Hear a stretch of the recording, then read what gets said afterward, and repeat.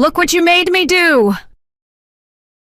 Marcus stood over Gabrielle's crumpled body on the marble floor of their $2.3 million Buckhead, Atlanta home, his fist still clenched, blood splattered across his designer shirt. 3 of Gabrielle's front teeth lay scattered on the white Italian marble like discarded pearls, one near the custom leather sofa, one by the fireplace, and one that had slid under the grand piano she used to play before he told her it annoyed him. Blood poured from Gabrielle's mouth as she tried to breathe through the shock and pain. Her hands instinctively covered her face, feeling the empty spaces where her teeth had been just seconds ago. The metallic taste of blood filled her mouth, and she could feel the jagged edges where her beautiful smile used to be. "Look what you made me do," Marcus repeated, his voice a mixture of rage and something that almost sounded like panic. "If you had just kept your mouth shut, if you had just been a good wife like you're supposed to be, none of this would have happened." Welcome to Stories by Tino. Thank you so much for your incredible support. Before we dive into this powerful story, please drop a comment below and let us know where you're watching from: USA, Jamaica, UK, Canada, or anywhere else in the world. We love hearing from you. Now, let's begin. 12 hours earlier, everything had seemed perfect. At least that's what the outside world saw. Gabrielle Richardson, 32 years old, stood in front of the bathroom mirror of their luxury home, carefully applying makeup to cover the fading bruise on her left cheekbone, a gift from Marcus 3 days ago when she had questioned why he came home at 3 a.m., smelling like perfume that wasn't hers. She was a beautiful woman, smooth caramel skin, natural black hair that she wore in elegant braids, warm brown eyes that used to sparkle with life, but now often held a carefully hidden sadness. She had a law degree from Emory University and had been a promising corporate attorney before Marcus convinced her to quit her job 2 years ago.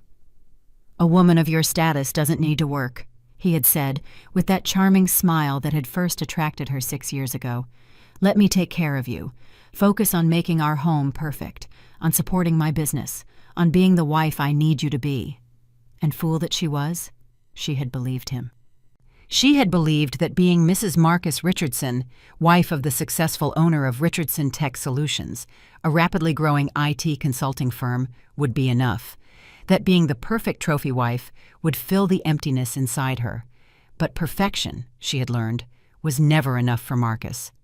The bruises started about a year after she quit her job. Small things at first, a shove here, a grab there, always with an excuse. "You know how stressed I am building this business. You pushed my buttons. If you hadn't talked back..." Then the bruises got bigger. The excuses stayed the same. Tonight was supposed to be different. Tonight they were attending the annual Black Business Excellence Awards at the Atlanta Convention Center. Marcus was receiving an award for Entrepreneur of the Year, and as his wife, Gabrielle was expected to look stunning, smile perfectly, and play her part in maintaining his image as a successful, family-oriented businessman. She had bought a beautiful emerald green evening gown, Marcus's favorite color, and had her hair and makeup done professionally. When she looked in the mirror, she barely recognized herself. The makeup artist had done an excellent job covering the bruise. No one would know. No one ever knew. The award ceremony was everything Marcus wanted it to be. He networked with Atlanta's black business elite, posed for photographs, and delivered a gracious acceptance speech about hard work, faith, and the support of his beautiful wife. Gabrielle stood beside him on stage, smiling with her perfect teeth, looking like the epitome of black excellence and marital success. Inside, she felt hollow. Empty, like an actress playing a role she didn't audition for. After the ceremony, they mingled with other award recipients and their spouses. Gabrielle made small talk with the other wives, most of whom she barely knew despite attending these events for years. Marcus kept her isolated from forming real friendships, another thing she had only recently begun to recognize as abuse. "Your husband is so accomplished," one woman said to Gabrielle with genuine admiration. "You must be so proud." "I am," Gabrielle replied automatically, her smile never faltering. It was the answer she had been trained to give. Then, across the room, she saw someone who made her heart skip, not from fear, but from recognition. Simone Martinez, her best friend from law school, whom Gabrielle hadn't seen in almost 3 years. Marcus had gradually cut Simone out of Gabrielle's life, claiming she was a bad influence and jealous of their success. Before Gabrielle could decide whether to approach her, Simone saw her and immediately began walking over, her face lighting up with joy. "Gabrielle! Oh my God, girl, I've been trying to reach you for years." Simone embraced her tightly, and for the first time in months, Gabrielle felt genuinely human. "Where have you been? I've called, texted, emailed. I've been busy," Gabrielle said, acutely aware that Marcus was watching from across the room, his jaw tight. "Too busy for your best friend?" Simone's tone was teasing, but her eyes were concerned. She was a sharp woman, now a successful attorney at one of Atlanta's top firms, and she noticed things others missed. "Gabrielle, are you okay?" "You look different." "I'm fine, really, just—" "Gabrielle." Marcus's voice cut through their conversation like a knife. He appeared beside her, his hand gripping her elbow just a little too tightly. "We need to leave. I have an early meeting tomorrow." "Marcus, it's so good to see you," Simone said, her voice professional but cool. She had never liked him, even back when Gabrielle first started dating him. "Congratulations on your award." "Thank you," Marcus replied curtly, already steering Gabrielle away. "We really must go." In the car ride home, the silence was suffocating. Gabrielle knew she had done something wrong. She just didn't know what yet. With Marcus, it could be anything. She had smiled at a waiter. She had laughed too loudly. She had breathed wrong. "So you were planning to embarrass me," Marcus finally said as they pulled into their gated community, his voice dangerously quiet. "What?" "Marcus, I don't— With that bitch Simone, you were planning to what? Tell her lies about me? Make me look bad in front of everyone?" "No, Marcus, she just came up to me. I haven't talked to her in years. You know that—" "Don't lie to me." His voice exploded as he parked in their circular driveway. "I saw how you looked at her, like you were sending some kind of signal. What did you tell her?" "Nothing. I told her nothing because there's nothing to tell." Gabrielle hated how her voice shook, hated how she automatically went into defensive mode, hated how she had to justify a simple conversation with an old friend. They entered the house, and Gabrielle immediately headed for the stairs, hoping to escape to the bedroom and let Marcus cool off. But his hand shot out and grabbed her arm, spinning her around. "Where do you think you're going? I'm talking to you." "Marcus, please. I'm tired. It's been a long night." "You're tired?" His laugh was bitter and cold. "You're tired? I'm the one who worked for years to build this business, to give you this life, to make you somebody. And you can't even be respectful enough to pay attention when I'm talking to you." "I am paying attention." That's when he hit her the first time, an open-handed slap across her face that snapped her head to the side and brought tears to her eyes instantly. "You think you're better than me, don't you?" Marcus grabbed her by the throat, not quite choking, but close enough to terrify. "You think because you went to law school, because your family has money, that you're somehow above being my wife?" Gabrielle's family. He always brought them up when he wanted to hurt her. The Johnsons were old money. Her grandfather had been one of the first black real estate developers in Atlanta in the 1950s, building an empire that had sustained 3 generations. Gabrielle's father, Richard Johnson, now ran Johnson Holdings, a diversified investment company worth over $200 million. But Gabrielle had hidden most of this from Marcus when they first met. She had been deliberately vague about her family's wealth, tired of men who only saw dollar signs when they looked at her. She wanted to be loved for herself, not her family's money.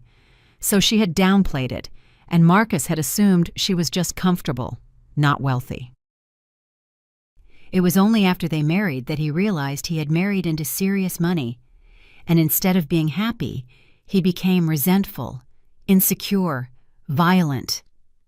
"My family has nothing to do with this," Gabrielle gasped, his hand still on her throat. "Your family has everything to do with this." Marcus shoved her away, and she stumbled backward into the living room.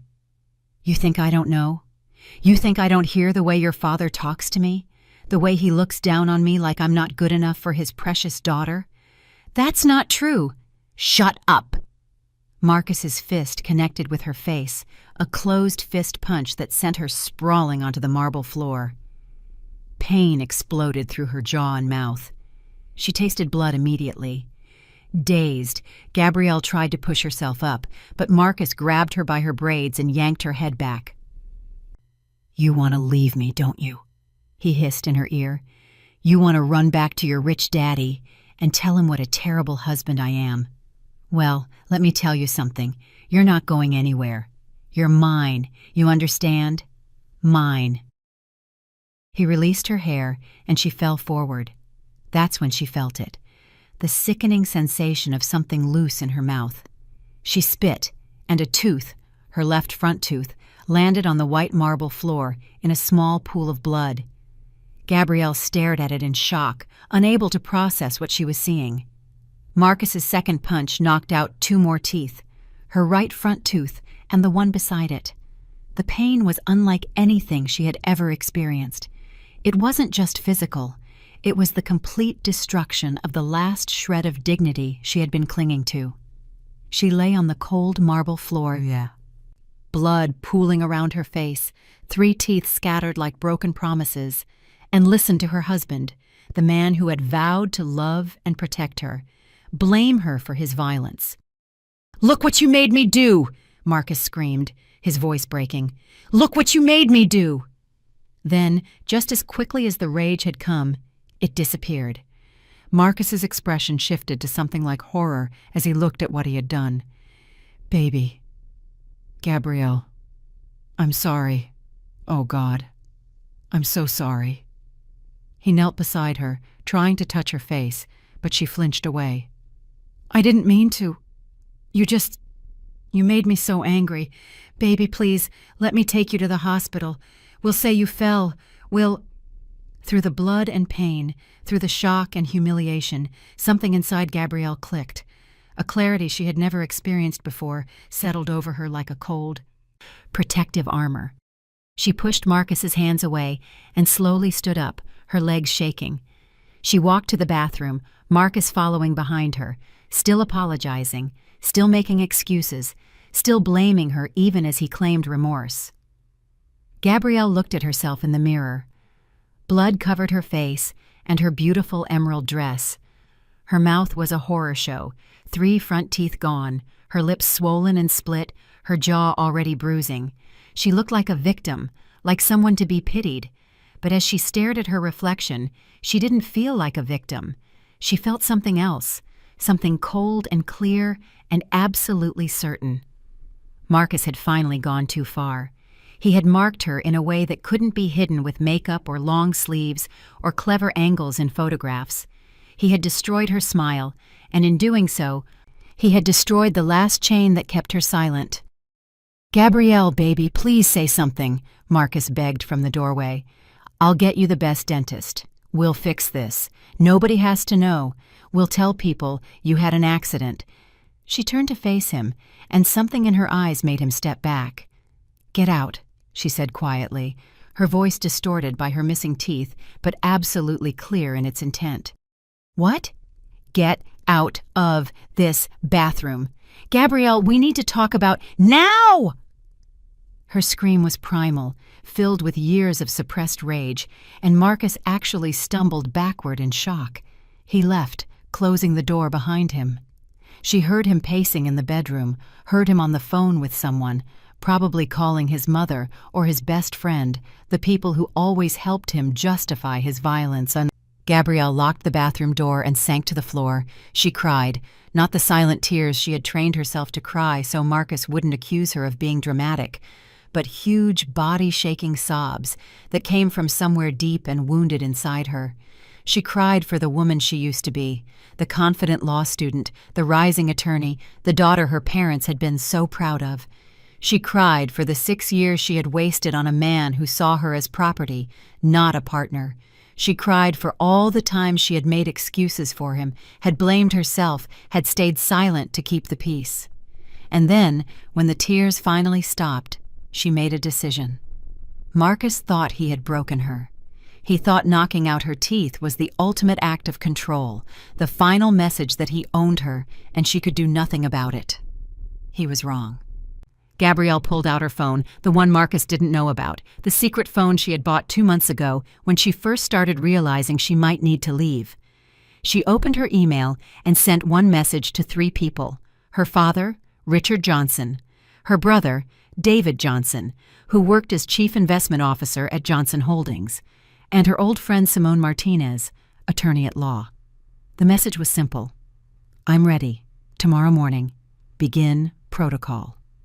She hit send, then carefully collected her 3 teeth from the living room floor and put them in a plastic bag. Evidence. Then she took out the phone she had hidden in the back of her makeup drawer, the phone that had been recording everything in the living room for the past 3 months, and downloaded the video file to a secure cloud account. More evidence. Finally, she took dozens of photographs of her face, her missing teeth, the blood, the bruises. She documented everything with the cold precision of the attorney she used to be. Evidence, evidence, evidence. Marcus thought tonight was the end of her resistance. He thought he had finally beaten her into complete submission. He had no idea that tonight was actually the beginning of his complete destruction. Because what Marcus didn't know, what Gabrielle had been hiding for 3 years, was that she wasn't just the daughter of a wealthy family. She was secretly the primary investor in Richardson Tech Solutions, holding 60% ownership through a shell company her father had helped her create when Marcus first started his business. She owned his company. She owned his assets. She owned his reputation. And tomorrow morning, she was going to take it all away. As she sat on the bathroom floor, her mouth throbbing with pain, her beautiful dress ruined, her teeth gone, Gabrielle smiled, despite the pain, despite everything, because she knew something Marcus didn't. He had beaten her for the last time, and he was about to lose everything. What would you do if someone you loved beat you until you lost your teeth? Drop a like if you believe Gabrielle deserves justice, and comment where you're watching from. Subscribe and turn on notifications, because this story is about to take a turn no one will see coming. How will Gabrielle destroy Marcus in just 24 hours? Gabrielle didn't sleep. How could she, with her mouth throbbing in agony, blood soaking through the towels she pressed against her swollen face, and Marcus snoring peacefully in their bedroom like he hadn't just destroyed his wife's smile hours ago? At 5:47 a.m., as the Atlanta sun began its slow rise over Buckhead, Gabrielle sat in the guest bathroom, the one with a lock Marcus couldn't easily break, and made a series of phone calls that would change everything. The first call was to her father. "Gabrielle?" Richard Johnson's voice was alert despite the early hour. He had been waiting. "Are you safe?" "He knocked out 3 of my teeth, Daddy." Her voice was thick, distorted by the missing teeth and swollen lips. She hadn't called him Daddy since she was a little girl, but right now she needed her father. "I have photos, I have video, and I'm ready to do what we discussed." There was a long silence on the other end. When her father spoke again, his voice was cold and controlled, the voice he used in boardrooms when he was about to destroy someone's career. "I'm activating the legal team now. Your brother is already working on the financial side. Can you get out of the house safely?" "Marcus is still asleep. He thinks I'm broken. He thinks I'll stay quiet like I always do." "Gabrielle, listen to me carefully." Her father's voice softened slightly. "I know you want revenge. I know you're angry, but your safety comes first. If you feel threatened—" "I'm not running anymore, Daddy. Today he loses everything." "Is Simone ready?" "She's been ready for 2 months, baby girl, ever since you first reached out to her. The paperwork is prepared, the evidence files are organized, and she's got the DA's office on standby. But we need you out of that house before we start the nuclear option." Gabrielle looked at her reflection in the mirror, the swollen face, the missing teeth, the woman who looked nothing like the polished trophy wife who had attended the award ceremony just 12 hours ago. "I'll be out in an hour. Start the countdown."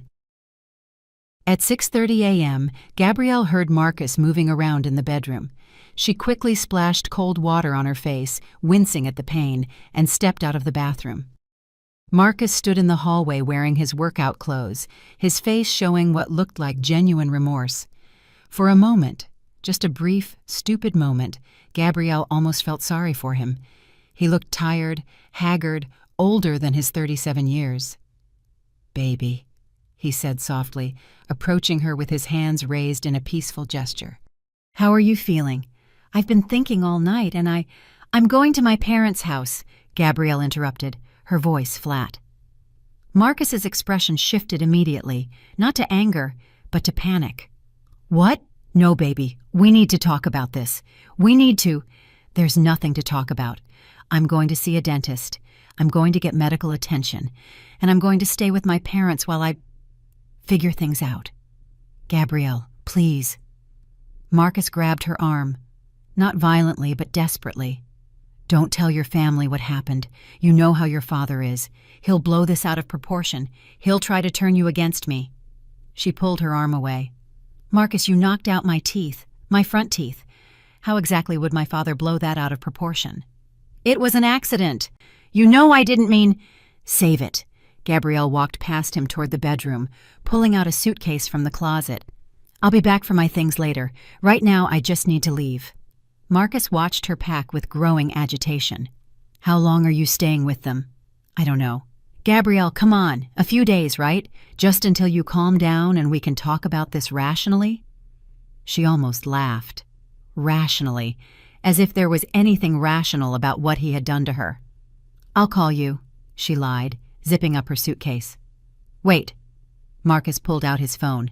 "Let me at least call Dr. Stevens. He's a cosmetic dentist, one of the best in Atlanta. He can see you this morning, get you temporary teeth, and we can—" "I already have a dentist appointment."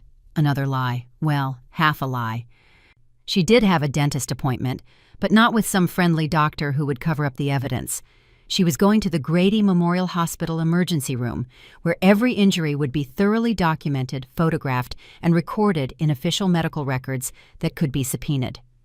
Marcus followed her to the front door, his agitation growing. "Gabrielle, please. I love you. I know I messed up, but we can fix this. We always fix things." She turned to face him one last time. He looked pathetic, standing there in his designer workout clothes in their multi-million-dollar home, begging his wife not to leave after he'd beaten her teeth out. "We never fixed anything, Marcus. I just learned to pretend the breaking never happened." She walked out the door. The moment Gabrielle's Lexus pulled out of the driveway, she made another call. "It's done," she told Simone. "I'm out. Start phase 1. "Oh, honey, phase 1 started 10 minutes ago," Simone replied, and Gabrielle could hear the satisfaction in her voice. "Check your email." At a red light, Gabrielle opened her email on her phone. The subject line made her smile despite the pain in her mouth. Ownership transfer of Richardson Tech Solutions. Emergency board meeting called. The email was from the law firm of Martinez, Chen and Associates, Simone's firm, sent to Marcus Richardson at 6:15 a.m. It formally notified him that the majority shareholder of Richardson Tech Solutions, 60% ownership, was calling an emergency board meeting for 9 o'clock a.m. that morning to discuss significant concerns regarding company management and fiduciary responsibility. The majority shareholder was listed as J-Tech Holdings, LLC, the shell company Gabrielle's father had helped her create 3 years ago when Marcus first started his business. Marcus had been so desperate for startup capital back then, so eager to get his company off the ground, that he had barely read the investment documents. He had signed everything Gabrielle put in front of him, trusting his devoted wife completely. He had no idea that his wife, through her family's resources, had provided 80% of his startup capital. He thought it was all his money, his success, his company. He was about to learn the truth. At 7:45 a.m., Gabrielle sat in the emergency room at Grady Memorial Hospital, finally allowing medical professionals to examine her injuries. The ER doctor, a middle-aged black woman named Dr. Patricia Washington, took one look at Gabrielle's face and knew immediately what she was seeing. "How did this happen?" Dr. Washington asked gently, already documenting the injuries with photographs. "My husband punched me, twice, last night around 11:30 p.m. No lies, no covering up, just the truth, spoken clearly despite her missing teeth. Have you filed a police report? Not yet, but I will. Dr. Washington nodded approvingly. Good.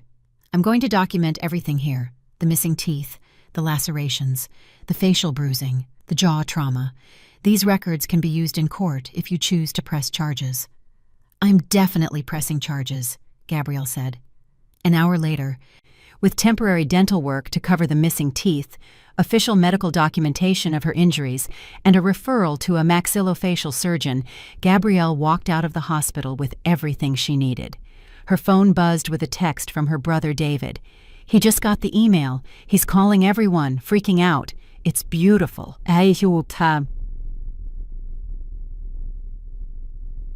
Phase 2 was about to begin. At 8:47 a.m., Marcus Richardson sat in his home office, his phone pressed to his ear, his voice rising with each passing second. What do you mean J-Tech Holdings owns 60% of my company? That's impossible. I own my company. His corporate attorney, a man named Gerald Hopkins, who Marcus paid $500 an hour, delivered the bad news. Marcus, I've reviewed the documents. J-Tech Holdings provided the majority of your startup capital 3 years ago. According to the shareholder agreement you signed, they have controlling interest, and they're calling an emergency board meeting this morning to remove you as CEO.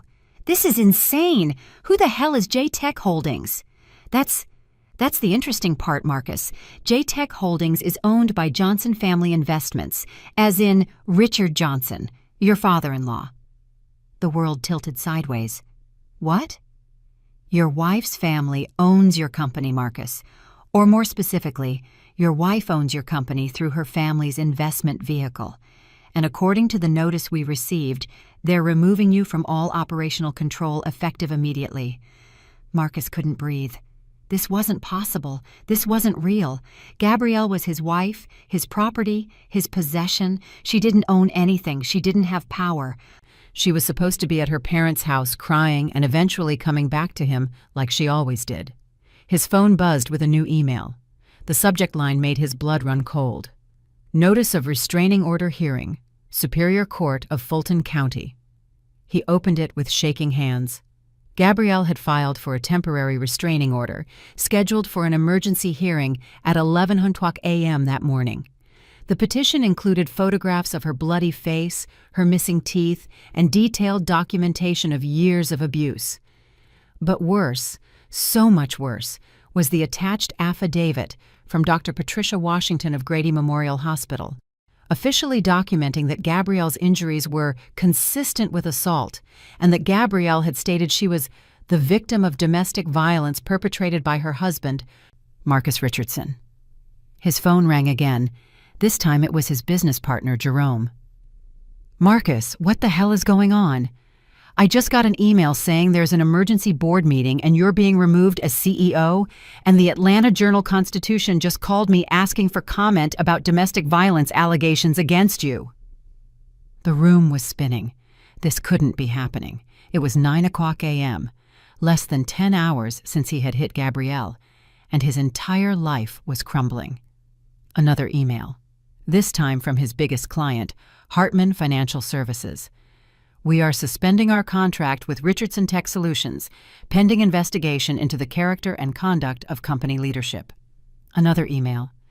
From the Black Business Excellence Organization, we are formally rescinding the Entrepreneur of the Year award presented to Marcus Richardson due to credible allegations of domestic violence. Another email. From the bank. Notice of asset freeze, pending legal review. His phone was exploding with notifications. Texts, calls, emails, all of them bad news, all of them destroying him piece by piece. And through it all, one thought kept echoing in his mind. How did this happen so fast? At 9:15 a.m., Gabrielle sat in the law offices of Martinez, Chen & Associates, surrounded by her family and the best legal team money could buy. Her father squeezed her hand. You sure you want to go through with all of this? Once we start, there's no going back. Gabrielle thought about the years of abuse, the bruises, the isolation, the woman she used to be before Marcus systematically destroyed her confidence and autonomy, the 3 teeth that would never grow back. "I'm not going back anyway, Daddy, so we might as well go forward." Simone smiled. "Then let's finish this." Marcus thought beating Gabrielle would keep her silent. Instead, he just gave her the motivation to destroy him completely. What happens next will shock you. Like, subscribe, and comment where you're watching from. Coming chapter is going to show you what real power looks like when an abused woman finally fights back. At 9 a.m. sharp, Marcus Richardson walked into the conference room of Richardson Tech Solutions, his company, his empire, his pride, and found himself facing the firing squad. 7 people sat around the conference table.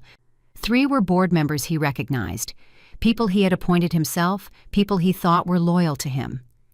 The other 4 were strangers in expensive suits, each with briefcases and the cold, professional expressions of attorneys who specialized in corporate warfare. At the head of the table sat Richard Johnson, Gabrielle's father, Marcus's father-in-law, and apparently the man who actually owned his company. "Sit down, Marcus," Richard said, his voice calm but carrying the weight of absolute authority. Marcus remained standing. "What the hell is this? This is my company. You can't just—" "Sit down." Richard's voice didn't rise, but the command was unmistakable. Marcus sat. One of the attorneys, a sharp-eyed black woman in her 40s, opened a leather portfolio. "Mr. Richardson, my name is Angela Morrison, and I represent J-Tech Holdings, LLC. We are the majority shareholder of Richardson Tech Solutions, holding 60% ownership. This emergency board meeting has been called to address serious concerns regarding company management." "This is insane," Marcus said, but his voice lacked conviction. He was beginning to understand just how thoroughly he had been outmaneuvered. "I built this company from nothing, from $2.4 million in startup capital provided by J-Tech Holdings," Angela interrupted smoothly. "Capital you received 3 years ago when your wife, acting on behalf of her family's investment firm, believed you were a trustworthy entrepreneur worthy of support." She slid a document across the table. "This is the shareholder agreement you signed in 2021. I'd like to draw your attention to Section 7, Paragraph 3, which clearly states that the majority shareholder has the right to remove any officer or director with or without cause." Marcus stared at the document.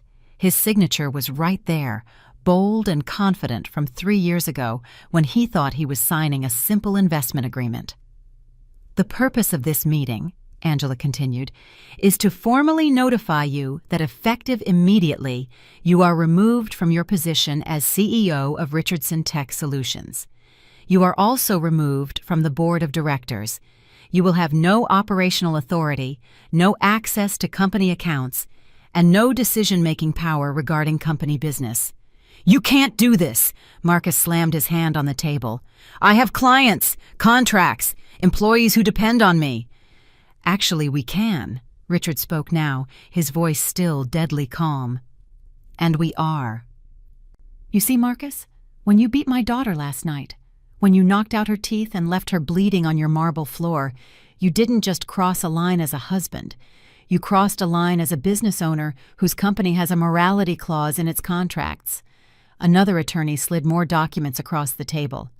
3 of your major clients have already suspended their contracts pending investigation into your character: Hartman Financial, Riverside Medical Group, and the City of Atlanta Procurement Department. That's approximately $4.7 million in annual revenue. Gone. Marcus felt sick. "This is because of Gabrielle? Because of a private domestic situation? You're destroying my business over the fact that you're a violent criminal?" Richard's calm finally cracked, and real anger blazed in his eyes. "My daughter is in pain right now because of you. She lost 3 teeth, Marcus. Do you understand what you've done?" "It was an accident. Things got heated. She pushed my buttons." "Stop." Richard stood up, and despite being in his 60s, he radiated the kind of power that came from building empires and crushing competitors. "I've listened to you make excuses for years. Every time Gabrielle came to family dinner with a new bruise, you had an excuse.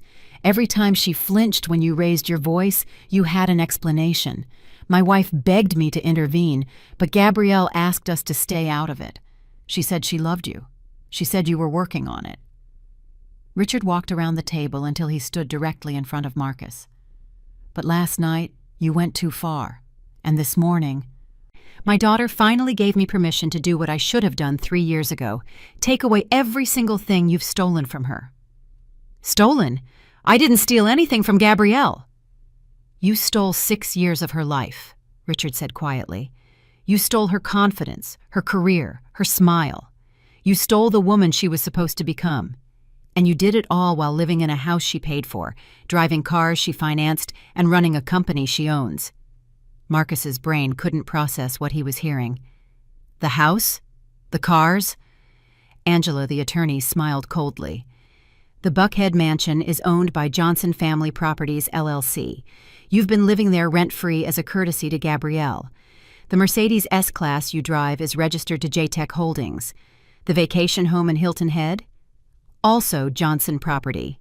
In fact, Marcus, once we finish auditing your finances, I suspect we'll find that approximately 75% of your lifestyle has been subsidized by the Johnson family, with your wife protecting your ego by never telling you.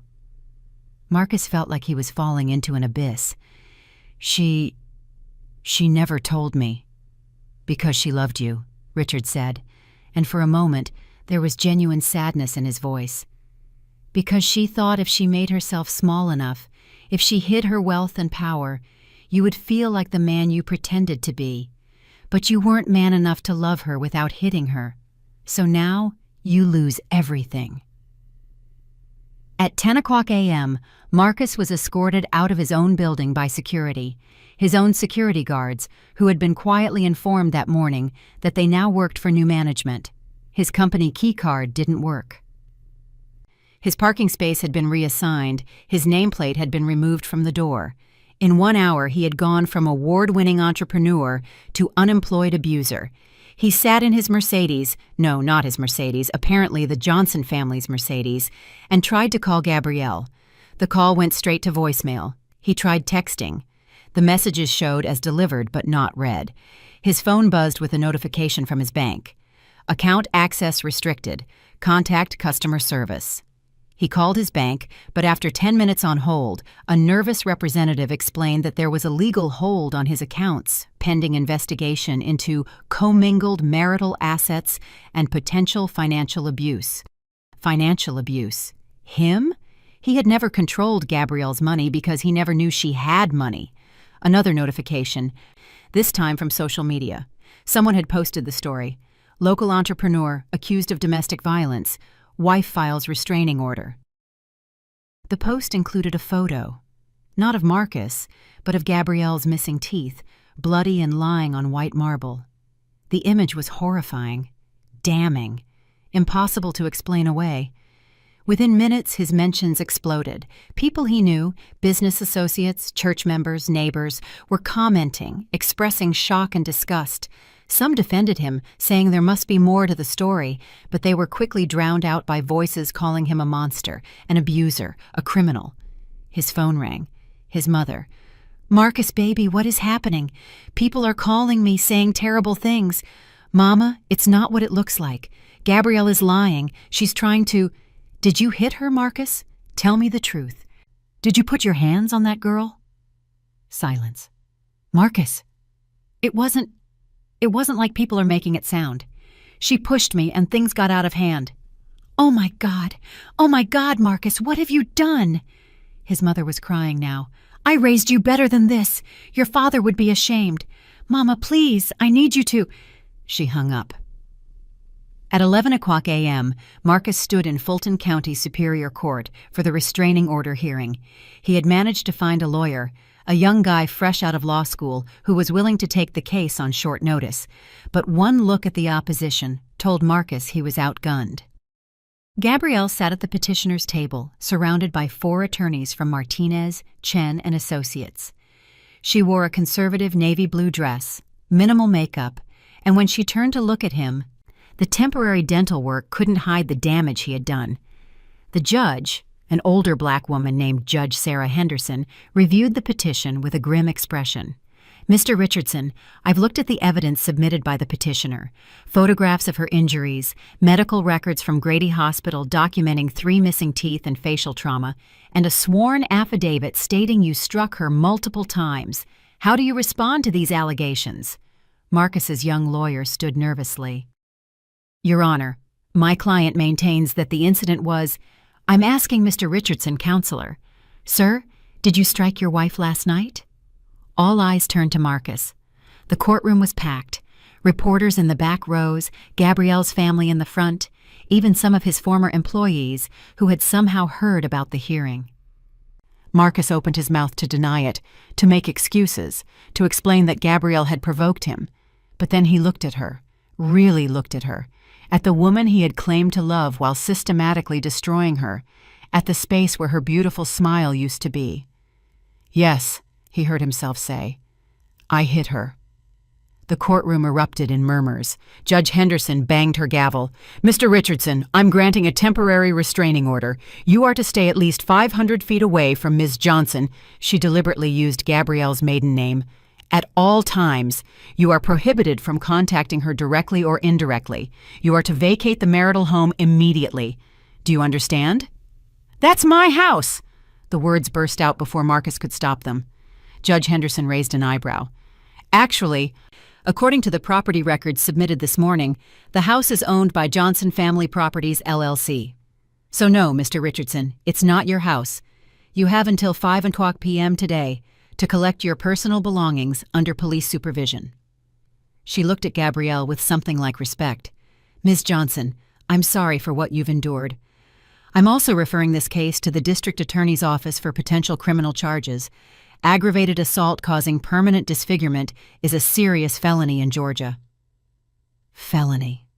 Criminal charges. Prison. The words hit Marcus like physical blows. As the hearing concluded and Marcus stumbled out of the courtroom, he realized the full scope of what Gabrielle had done. In less than 12 hours, she had taken his company, frozen his accounts, taken his home, destroyed his reputation, and set him up for criminal prosecution, all because he had underestimated her, all because he had seen her as weak, controllable, powerless. He had beaten her until she lost her teeth, and she had made him lose everything. Marcus is learning what real power looks like, and it's terrifying. But Gabrielle isn't done yet. What else does she have planned? Next chapter will blow your mind. Like, subscribe, and comment where you're watching from. By noon, Marcus Richardson was sitting in a Motel 6 off I-85, surrounded by the few personal belongings police had allowed him to take from his house under supervised removal. One suitcase of clothes, his laptop, a box of personal documents. Everything else, the designer furniture, the art collection, the $80,000 home theater system, belonged to the house, which belonged to Johnson Family Properties, which meant it belonged to Gabrielle. He stared at his laptop screen, scrolling through the financial devastation with growing horror. His business bank account? Frozen. His personal checking account? Frozen. His savings? Frozen. His credit cards? All declined, with notices stating, "Account under review, legal hold."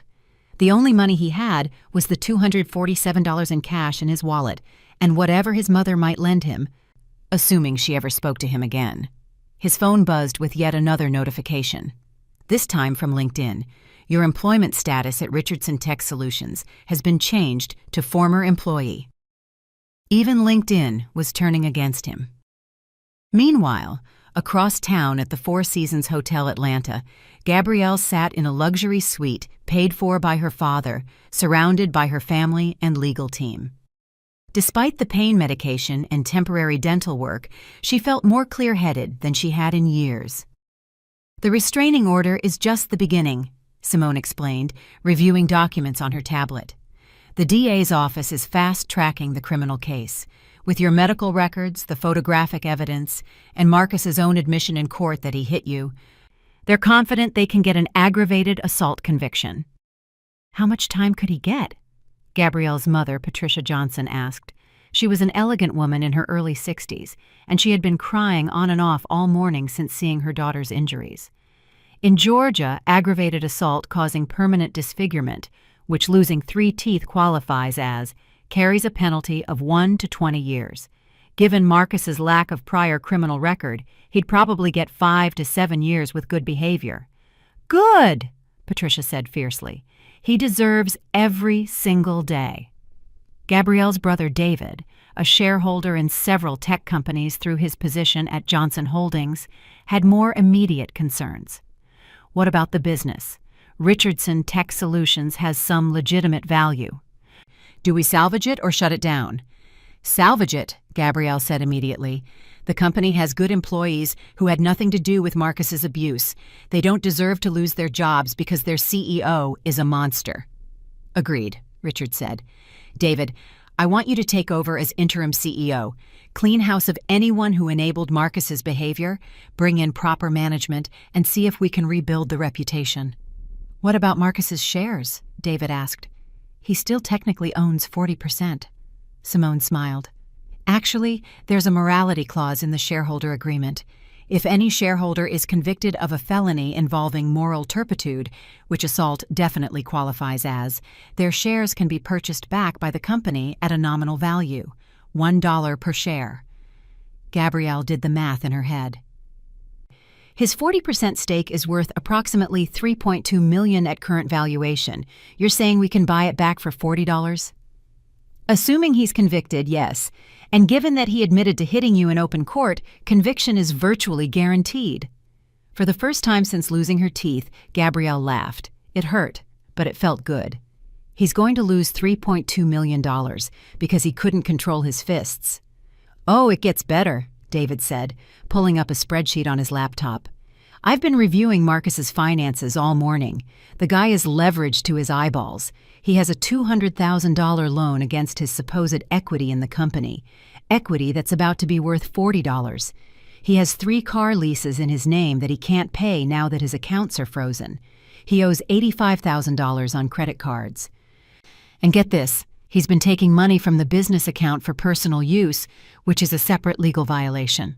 So not only is he going to prison, Simone summarized, he's also going bankrupt and possibly facing additional fraud charges. Patricia squeezed her daughter's hand. Baby, I know this is all justified, but how are you feeling? Really? Gabrielle thought about the question. 24 hours ago, she had been terrified of Marcus, had believed she deserved his anger, had convinced herself that staying was somehow noble or right. Now she felt powerful, clear, free. I feel like I should have done this 6 years ago, she said quietly, but better late than never. At 2:00 p.m., Marcus received a visit at the motel. His best friend, Jerome, who had been his business partner before the Johnson family takeover, sat across from him looking uncomfortable. Man, I don't even know what to say, Jerome began. The photos online. Marcus, what were you thinking? I wasn't thinking. I was angry, and Marcus stopped himself. Even now, part of him wanted to make excuses. I messed up, Jay. I really messed up. That's an understatement. The company is already distancing itself from you. David Johnson, Gabrielle's brother, showed up this morning and announced he's the new CEO. He fired 3 managers who he said were complicit in enabling toxic leadership. I think he meant people who saw Gabrielle's bruises and didn't say anything. Marcus felt a chill. Were you one of them? Jerome looked away. I saw a bruise on her arm once, at the company holiday party 2 years ago. I asked if everything was okay, and she said she'd bumped into a door. I knew it was bullshit, but I didn't push. I didn't want to get involved in your marriage. So what are you saying? I'm saying I should have done something. And I'm saying I can't help you now, Marcus. My wife already told me if I stand by you publicly, she's leaving me. And honestly, after seeing those photos of Gabrielle's teeth, I don't blame her. Jerome stood up. I hope you get help, man. Real help. Because whatever you were doing to Gabrielle, that's not love. That's not even anger. That's something broken inside you that needs fixing. He walked out, leaving Marcus alone with the weight of his choices. At 4:00 p.m., the Atlanta Journal-Constitution published a full investigative piece titled, "Behind the Perfect Image: How Marcus Richardson Built an Empire on His Wife's Money While Abusing Her Behind Closed Doors." The article was devastating. It included interviews with former employees who anonymously described seeing Gabrielle with suspicious injuries, financial records showing the Johnson family's investment in Richardson Tech Solutions, quotes from domestic violence experts explaining financial abuse and coercive control, the now viral photo of Gabrielle's missing teeth, a timeline of Marcus's award and accolades, contrasted with estimated dates of abuse based on medical records Gabrielle had secretly kept. The article ended with a quote from Gabrielle herself, "I want other women to know that leaving is possible. Even when you're scared, even when you think he'll destroy you if you go. The truth is, abusers are the ones who are weak. They're the ones who can't survive exposure. My ex-husband thought beating me would keep me silent. Instead, it gave me the courage to speak. And in speaking, I discovered I had more power than he ever did." Within hours, the article had been shared 50,000 times. Gabrielle Johnson was trending on Twitter. Domestic violence organizations were using her story as an example of successful escape and justice. Marcus Richardson had become the face of everything wrong with domestic violence in successful Black communities, the respectable abuser, the charming public figure who terrorized his wife in private, the man who got away with it until he didn't. At 7:00 p.m., Marcus's phone rang with a number he didn't recognize. Desperate for any human contact, he answered. "Mr. Richardson, this is Detective Lisa Morrison with the Atlanta Police Department, Domestic Violence Unit. I need you to come to the station tomorrow morning at 9:00 a.m. for formal questioning regarding assault charges." Marcus's hands started shaking. "Do I need a lawyer?" "That's your right, sir. But I'll be honest with you. We have medical evidence, photographic evidence, video evidence, and your own admission in court. The DA is planning to charge you with aggravated assault, criminal battery, and terroristic threats based on statements you made to your wife over the past 3 years that she recorded." "Recorded? What recordings?" "Your wife had been documenting abuse for several months, Mr. Richardson. She has audio recordings of you threatening to kill her if she left you, video of you destroying property during violent episodes, text messages where you apologized for losing control. The case against you is airtight." Marcus felt his stomach drop. "She recorded me?" "Yes, sir. And it was completely legal since Georgia is a one-party consent state. She didn't need your permission to record conversations she was part of." After the detective hung up, Marcus sat in his cheap motel room and realized the full scope of what Gabrielle had done. She hadn't just decided yesterday to leave him. She had been planning this for months, documenting everything, building an airtight case, waiting for the right moment. And he had given her that moment when he knocked out her teeth. He had thought he was punishing her for disrespecting him.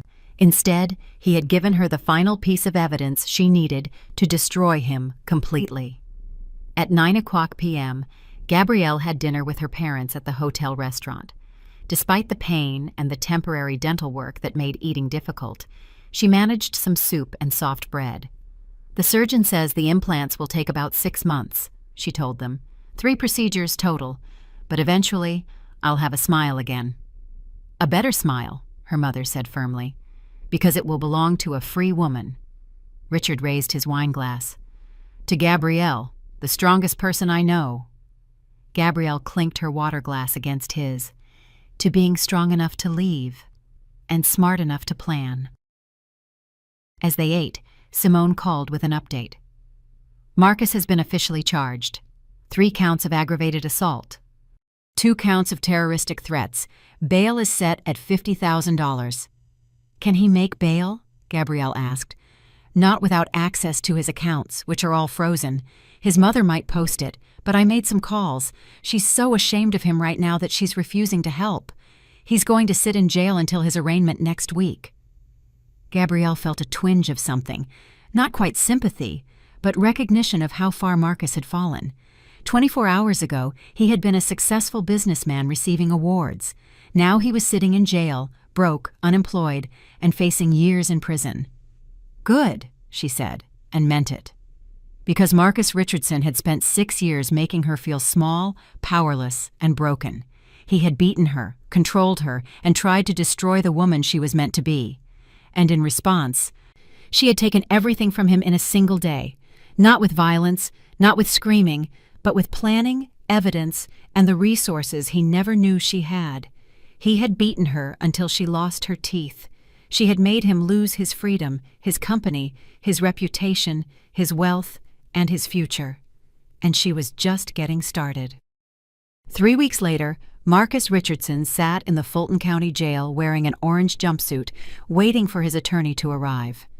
He had been denied bail after the prosecution argued he was a flight risk and a danger to Gabrielle. His mother had initially refused to help, though she eventually softened enough to hire him a public defender upgrade, a struggling criminal attorney named Kevin Walsh, who charged $10,000 for the case, money his mother could barely afford. Marcus had lost 20 pounds. His face was gaunt, his eyes hollow.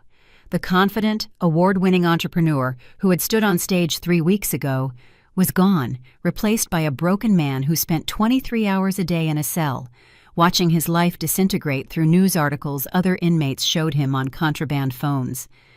The worst part wasn't the jail itself. It was watching Gabrielle thrive without him. She had given an interview to Good Morning America that had gone viral.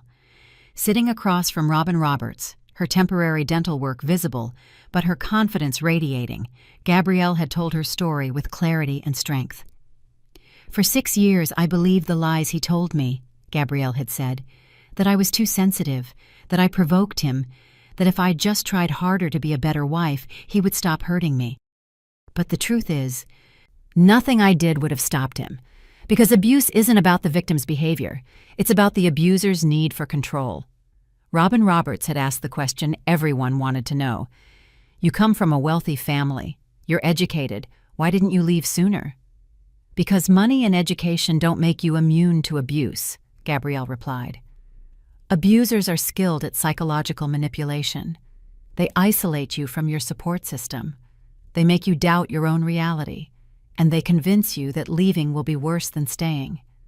My ex-husband told me for years that no one would believe me, that I was nothing without him, that my family would blame me for ruining the marriage. I believed those lies until the night he knocked out my teeth. That was the moment I realized, he's going to kill me if I don't leave. So I left. And I discovered I had more power than he ever did." The interview had been shared millions of times. Gabrielle had become a symbol of survivor strength, of wealthy women speaking out about abuse, of the importance of having your own resources and identity within a marriage. Meanwhile, Marcus had become the villain in a national conversation about domestic violence in successful Black communities. Kevin Walsh, Marcus's attorney, arrived at the jail with bad news written all over his face. "The DA is offering a plea deal," Kevin said, sliding papers across the table. "Plead guilty to 2 counts of aggravated assault, 7 years in prison, eligible for parole after 5. If you take it to trial and lose, you're looking at 15 to 20 years. Marcus stared at the papers. 7 years of my life. For what? For hitting my wife? People get less time for killing someone." "You didn't just hit her, Marcus. You permanently disfigured her. You knocked out 3 teeth. That's serious bodily injury. And the prosecution has everything. Medical records, photos, videos, recordings of you threatening to kill her, your own admission in court. You have no defense." "What about her? What about the fact that she secretly owned my company? That she was lying to me for years about her family's money? Doesn't that count as provocation?" Kevin looked at him with barely disguised disgust. "No, Marcus. Your wife hiding assets to protect herself from your financial abuse is not legal provocation for you to beat her until her teeth fell out. In fact, her actions are textbook domestic violence survival strategy. She was preparing an escape route, which suggests she knew you were dangerous long before that night." Marcus slumped in his chair. "So what are you telling me? Take the plea?" I'm telling you that if we go to trial, the jury is going to see that photo of her bloody teeth on marble floor. They're going to hear recordings of you threatening her. They're going to see a successful, educated woman who had every resource to leave, but was so psychologically controlled by you that it took losing her teeth to give her the courage. You will be convicted, and the sentence will be harsh. Take the plea. Do your time. Get therapy. Try to become a better person. Back in Atlanta, Gabrielle sat in the newly remodeled offices of Richardson Tech Solutions, now renamed Johnson Tech Solutions. Her brother David had taken over as CEO, and the company was thriving under new management. 3 major clients who had suspended contracts had returned. Employee morale was up. Revenue was projected to increase 40% over the next year. And Gabrielle, despite having no official role in the company, was the majority shareholder whose investment was now worth considerably more than the $2.4 million her family had initially provided. But business success wasn't what occupied her mind today. Today was her first major public speaking engagement since the abuse became public, a keynote speech at the National Domestic Violence Conference in Chicago. Simone helped her prepare backstage. "You nervous?" "Terrified," Gabrielle admitted. Her permanent dental implants wouldn't be ready for another 3 months, so she still wore temporary teeth. But her smile, even with the temporary work, was brighter than it had been in years. "What if I say the wrong thing? What if I'm not inspiring enough?" "Gabrielle, you brought down your abuser in less than 24 hours. You turned your pain into power. You're going to be fine." When Gabrielle walked onto the stage, she was greeted by a standing ovation from 3,000 domestic violence survivors, advocates, and professionals. She stood at the podium, looking out at the sea of faces, women and men who understood pain, survival, and resilience. "My name is Gabrielle Johnson," she began, "and 23 days ago, my husband beat me so badly that I lost 3 teeth. Today he's sitting in jail awaiting trial, and I'm standing here with my freedom, my power, and my future." The audience erupted in applause. "I didn't always have this strength," she continued.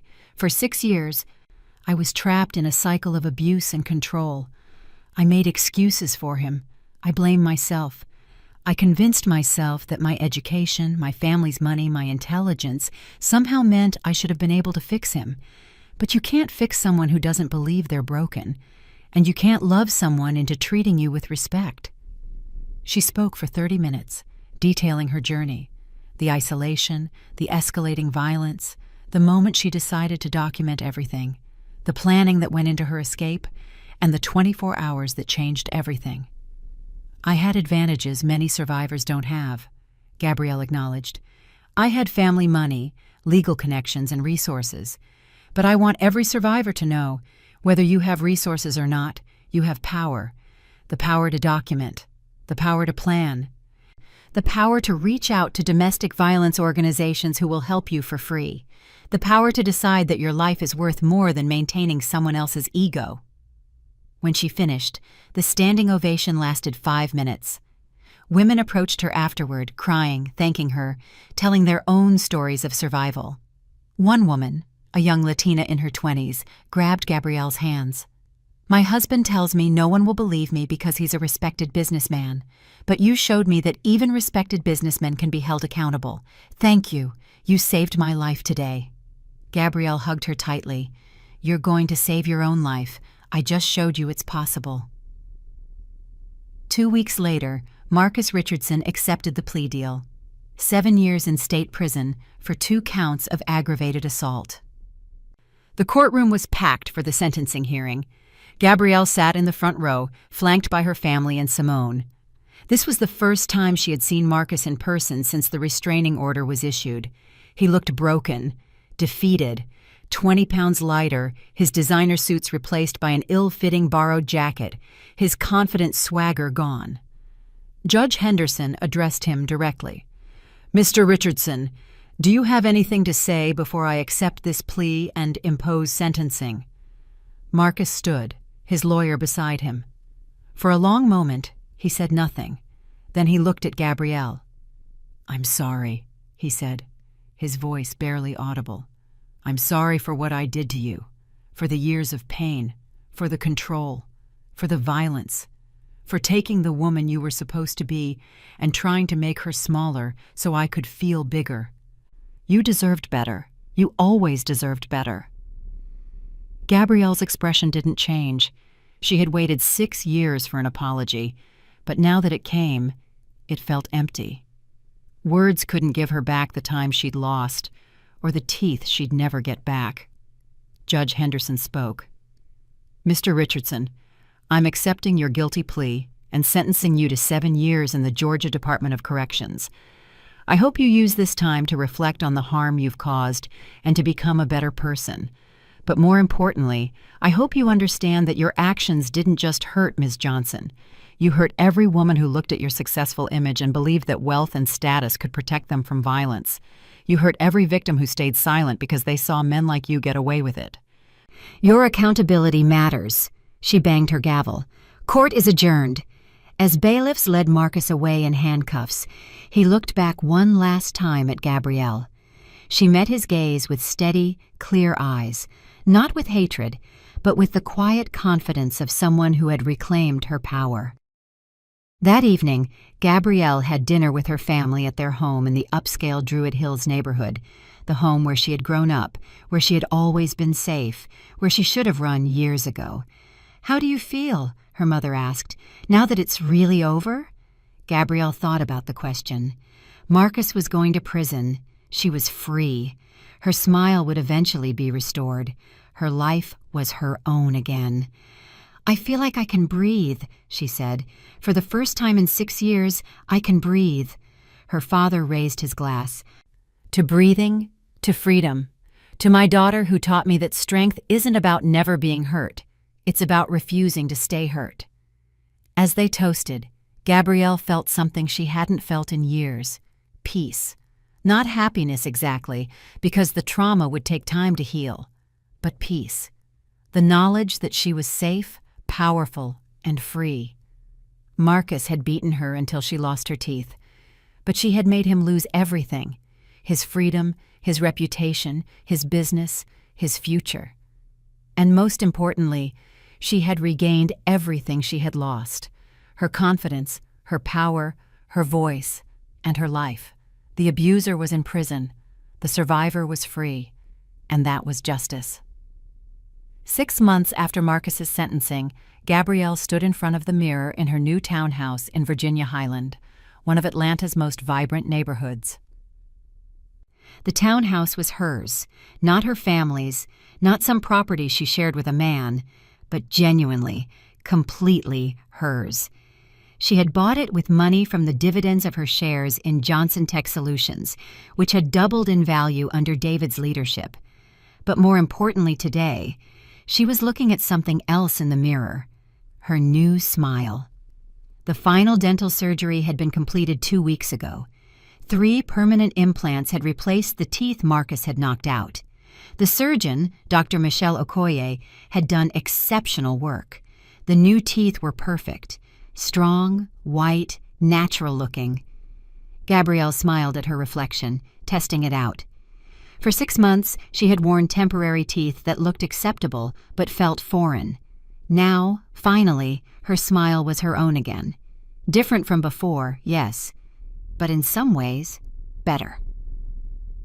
Because this smile represented survival, strength, the refusal to let violence define her forever.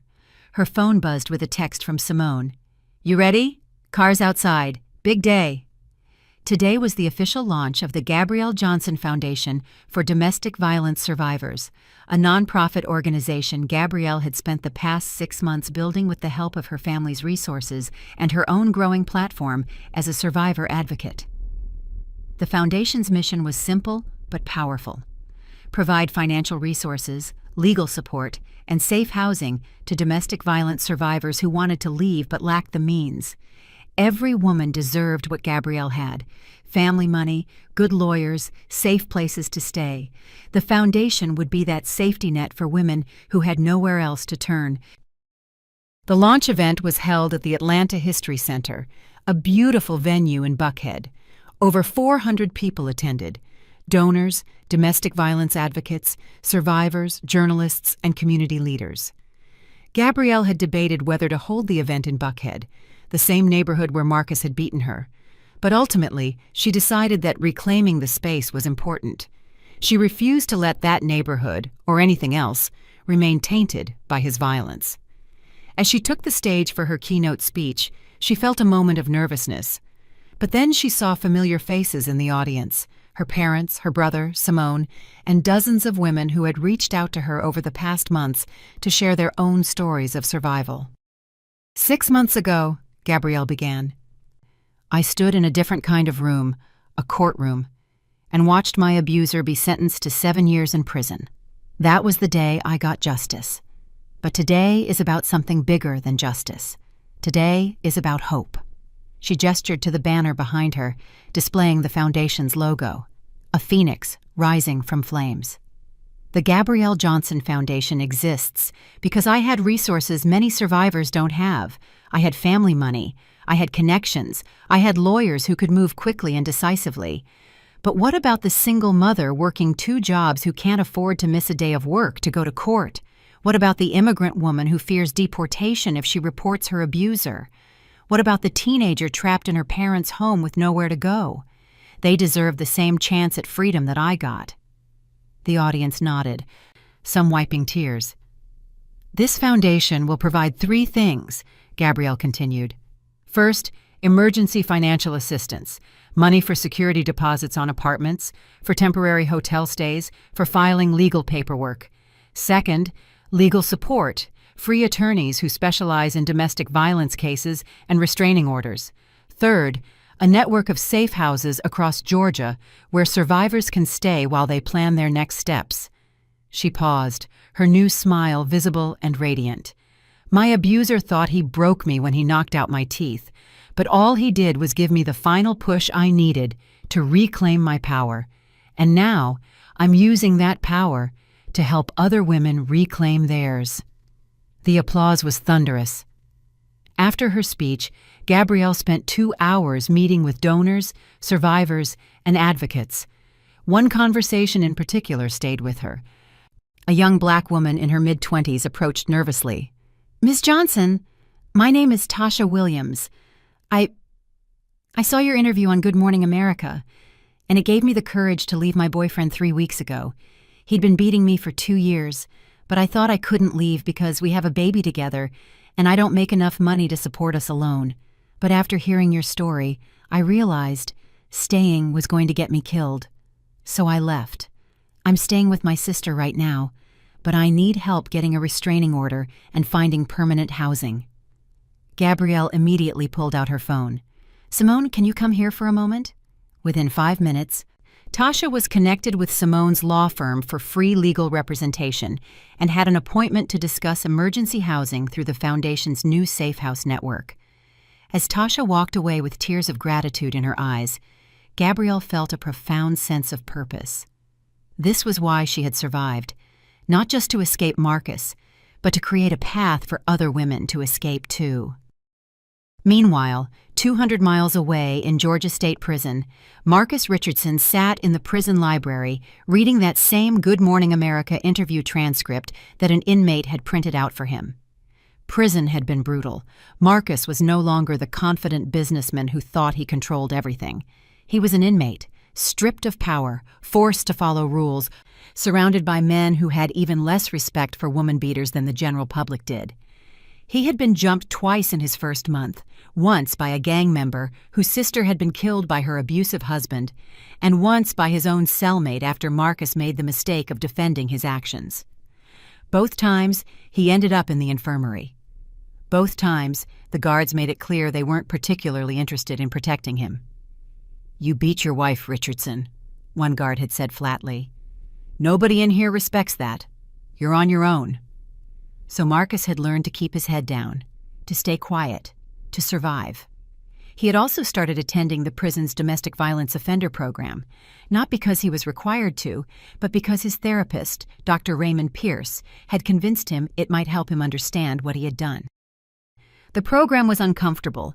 It forced Marcus to confront truths he had spent years avoiding. In one session, Dr. Pierce had asked him, "Marcus, when did you first hit Gabrielle?" Marcus had tried to minimize it. "It wasn't really hitting at first, just grabbing her arm too hard, pushing her when I was frustrated." "And when did that escalate?" "Maybe a year after we married. She said something that made me feel disrespected, and I slapped her. Just once. She cried, I apologized, and I thought it was over. But it wasn't over. No, it got worse. Every time I felt insecure, about my business, about her family's money, about anything, I took it out on her. And the crazy thing is, I convinced myself it was her fault, that if she just acted right, I wouldn't lose my temper." Dr. Pierce leaned forward. "Marcus, that's the lie every abuser tells themselves. The truth is, your violence had nothing to do with Gabrielle's behavior. It had everything to do with your need for control and your inability to handle your own emotions. You chose violence because it worked. It made you feel powerful when you felt powerless." Marcus had broken down crying in that session, because deep down, he knew Dr. Pierce was right. He had destroyed a good woman because he couldn't handle his own insecurities, and now she was out there rebuilding her life, helping other women, being celebrated as a hero, while he sat in prison, hated and alone. 3 months later, Gabrielle received an unexpected letter. It was from Marcus. She debated whether to open it. Part of her wanted to throw it away unread, but curiosity, and perhaps the need for closure, won out. The letter was handwritten on prison stationery. "Dear Gabrielle, I don't expect you to respond to this letter. I don't expect forgiveness. I don't even expect you to read it, but I needed to write it anyway. I've spent the last 9 months in prison, thinking about what I did to you. Not just the night I knocked out your teeth, but all of it. 6 years of controlling you, hurting you, making you small so I could feel big. Dr. Pierce, my therapist here, says I have a pattern. When I feel insecure or powerless, I try to dominate others to regain control. That's what I did to you. I wish I could say I didn't know what I was doing, but the truth is I knew. Every time I hit you and you flinched the next time I raised my hand, I knew I was breaking you. Every time you apologized for things that weren't your fault, I knew you were trying to keep me calm, and I used that fear to control you. That was evil. I was evil. I know you started a foundation. I read about it in an article someone showed me. I'm glad. You're doing something good with your pain. You're helping women who don't have what you had, resources, family support, a way out. That's more than I deserve from you, but I'm grateful you're doing it anyway. I don't know who I'll be when I get out of here in 6 years. Maybe I'll be better. Maybe I'll still be the same broken person who hurt you. But I want you to know, you were right to leave. You were right to destroy my business and my reputation. You were right to send me to prison. Everything you did was justified. And if my punishment helps even one woman realize she can leave her abuser and survive, then maybe my life won't be completely wasted. I'm sorry doesn't fix anything, but I'm sorry anyway. Marcus. Gabrielle read the letter 3 times, sitting in her home office. When she finished, she didn't feel anger or satisfaction or even sadness. She felt nothing. The letter was too little, too late. But she did feel something else, gratitude. Gratitude that she had gotten out, gratitude that she had survived, gratitude that his words no longer had power over her. She folded the letter carefully, put it in a drawer, and moved on with her day. She had survivor support groups to organize, fundraising events to plan, and a life to live. Marcus's apology was his journey. Her healing was hers, and the two no longer needed to intersect. 2 years after that night. Gabrielle stood backstage at the Kennedy Center in Washington, D.C., adjusting the collar of her elegant burgundy suit. Her hands trembled slightly, not from fear, but from the magnitude of what was about to happen. Tonight, she was receiving the Presidential Medal of Freedom for her work in domestic violence advocacy. The Gabrielle Johnson Foundation had grown beyond anything she had imagined, operating in 12 states, helping over 3,000 women escape abusive situations, and changing laws in 4 states to make it easier for survivors to access emergency funds and legal protection. But more than the medal, more than the recognition, what mattered was the impact.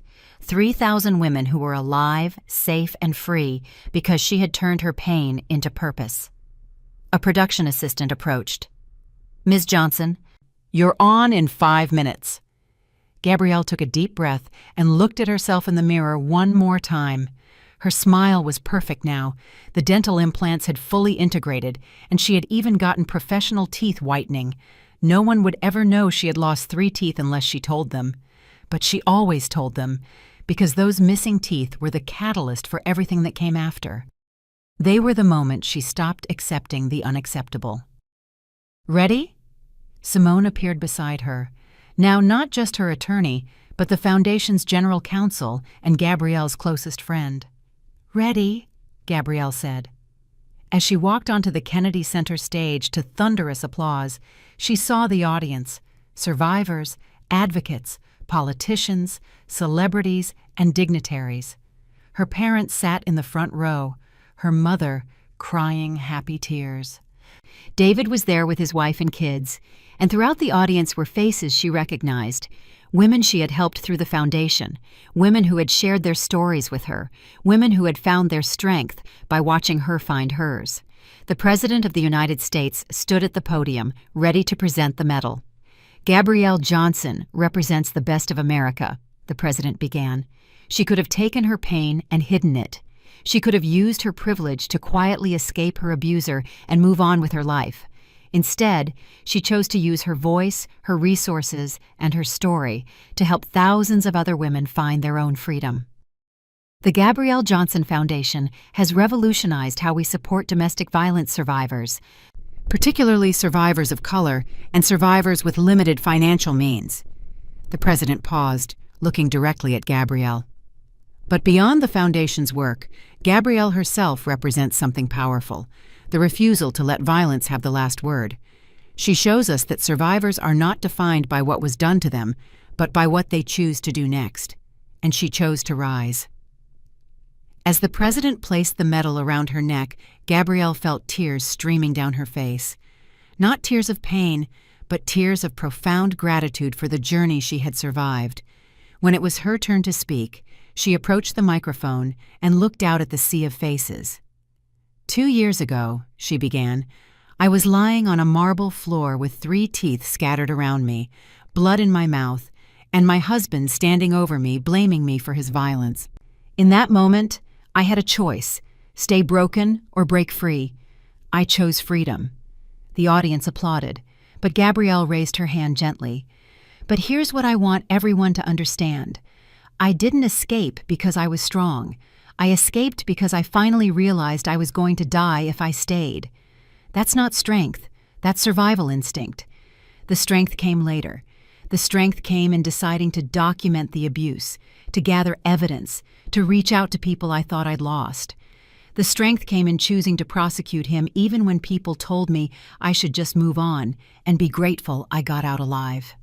She paused, her voice growing stronger. And the real strength, the kind that earned me this medal tonight, came when I decided that my story wouldn't end with, I survived. It would continue with, I helped others survive too. Because surviving isn't enough. We have to thrive. We have to rebuild. We have to show other women that life after abuse is not just possible. It's worth fighting for. Gabrielle looked directly at a section of the audience where dozens of Foundation beneficiaries sat. Women of all ages, races, and backgrounds who had escaped their abusers with the Foundation's help. To every survivor watching this tonight, whether you're in this room or at home, your story matters. Your life matters. You deserve safety, respect, and love, real love, not the counterfeit version abusers offer. And if you're still trapped, please know there are people ready to help you. You don't need millions of dollars or famous parents. You just need the courage to reach out. Call the National Domestic Violence Hotline. Reach out to local shelters. Contact the Gabrielle Johnson Foundation. We exist because I know what it's like to feel powerless, and I'm here to tell you, you have more power than you think. The standing ovation lasted 5 minutes. That same night, in a different kind of ceremony, Marcus Richardson stood in a small chapel inside Georgia State Prison, attending his 9th Domestic Violence Offender Program graduation. He had completed the program 18 months ago, but he continued to attend as a mentor to newer inmates who were just beginning to confront their abusive behaviors. Prison had aged him. At 39, he looked 50. His hair was graying, his face lined with the weight of his choices. But his eyes were different now, no longer filled with the arrogant certainty of a man who thought he controlled everything, but with the humble awareness of someone who had lost everything and was slowly learning why. Tonight's graduation speaker was Dr. Raymond Pierce, the therapist who had been working with Marcus since his 2nd month of incarceration. "Gentlemen," Dr. Pierce addressed the group of 15 men completing the program, "you are here because you committed violence against someone you claim to love.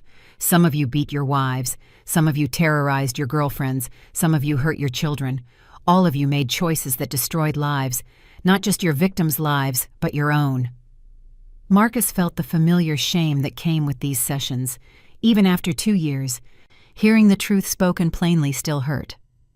"But here's what I want you to understand," Dr. Pierce continued. "Acknowledging what you've done is just the beginning. Real change requires you to understand why you did it, to develop empathy for your victims, and to commit to never making those choices again. Some of you will succeed. Some of you will go back to your old patterns the moment you're released. The difference between those outcomes is whether you do the internal work or just go through the motions." After the ceremony, Marcus approached Dr. Pierce. "Doc, I saw an article today," Marcus said quietly. "Gabrielle got the Presidential Medal of Freedom for her foundation work." "I saw that too," Dr. Pierce replied. "How do you feel about it?" Marcus had learned in therapy that this question wasn't rhetorical. Dr. Pierce genuinely wanted to know, and the honest answer mattered. "Proud," Marcus said, and he meant it. "And ashamed.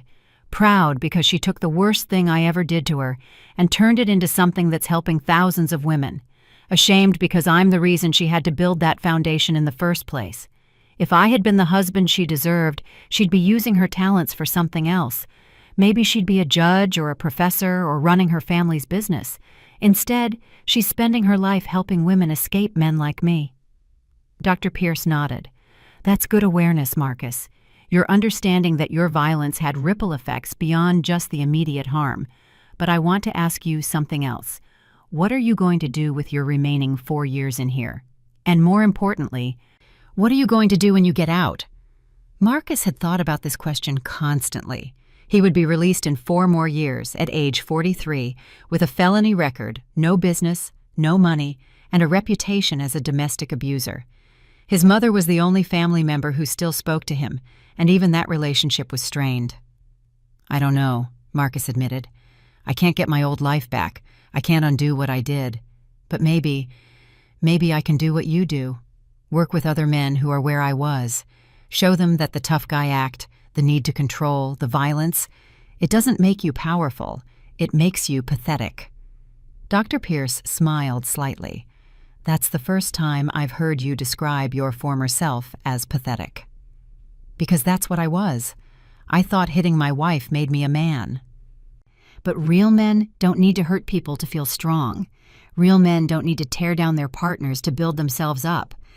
I wish someone had taught me that 20 years ago. "You can teach it to others now," Dr. Pierce said. "There are programs for formerly incarcerated men who want to work in violence prevention. It won't be glamorous, and it won't pay well, but it would be real, and it would matter." Marcus nodded slowly. For the first time since his arrest, he felt something like hope. Not hope for getting his old life back, that life was gone forever, and it deserved to be, but hope that his future might have meaning beyond just serving time and trying to stay out of trouble. 3 months later, Gabrielle received another letter from Marcus. This time she opened it immediately. curious about what he might say now that she had become a national figure. Dear Gabrielle, I saw you receive the Presidential Medal of Freedom. I watched it on the TV in the prison common room. Some of the guys made comments, mocking me, saying my ex-wife is famous now while I'm rotting in here. They weren't wrong. But here's what I want you to know. I'm proud of you. I know I have no right to be proud, no right to feel any connection to your success. But I am anyway. You took the worst thing I ever did and turned it into something beautiful. You're saving lives. That's more than I could ever do. I'm going to spend the rest of my time in here preparing to do something worthwhile when I get out. Dr. Pierce thinks I might be able to work in violence prevention, teaching other men not to make the mistakes I made. It won't undo what I did to you. Nothing can. But maybe it can stop me from being completely worthless. I know you don't need my permission or approval for anything. You never did. But I want to say this anyway. Thank you for leaving me. Thank you for destroying my business and my reputation. Thank you for sending me to prison, because all of that was exactly what I deserved, and it was the only thing that could have forced me to look at who I really was. You were always too good for me. I just wish I had known it before I hurt you. Take care of yourself, Gabrielle. Keep changing the world. Marcus. Gabrielle read the letter, then carefully filed it away with the previous one. She didn't respond. She never would. But she felt something shift inside her. Not forgiveness exactly, but the recognition that Marcus's journey was his own now, just as hers was hers. He would have to live with what he'd done. She would live with what she'd survived and what she'd built from those ashes. That was enough. 1 year later, the Gabrielle Johnson Foundation held its third annual gala in Atlanta. Over 800 people attended, raising $4.2 million in a single night, money that would fund safe houses, legal services, and emergency assistance for survivors across 15 states. Gabrielle, now 35 and more confident than she'd ever been, stood at the podium in a stunning gold evening gown, her smile brilliant and genuine. 3 years ago, she told the audience, I thought my life was over. I thought the worst night of my life, losing my teeth, bleeding on my own floor, was the end of my story. But it wasn't the end. It was the beginning. She gestured to the massive screen behind her, displaying photos of women the foundation had helped, mothers with their children in safe housing, women graduating from job training programs, survivors standing in front of their first apartments free from abuse. These women are why we do this work, because every single one of them deserves what I had, a way out, a support system, and the resources to rebuild. And every single one of them has proven what I learned 3 years ago. We are not broken. We are not victims. We are survivors. And when we rise, we lift each other up. The audience erupted in applause. After the gala, Gabrielle stood on the balcony of the venue, looking out at the Atlanta skyline. Simone joined her with 2 glasses of champagne. You did it, Simone said. You turned the worst night of your life into a movement that's changing thousands of lives.